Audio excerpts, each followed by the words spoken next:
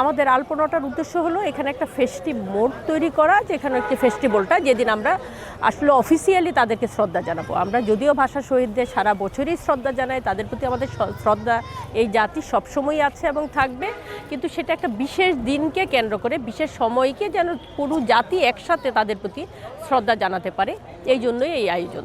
কাজটা প্রধানত আমরা হচ্ছে ফেব্রুয়ারি মাসে প্রথম থেকে প্ল্যান করি।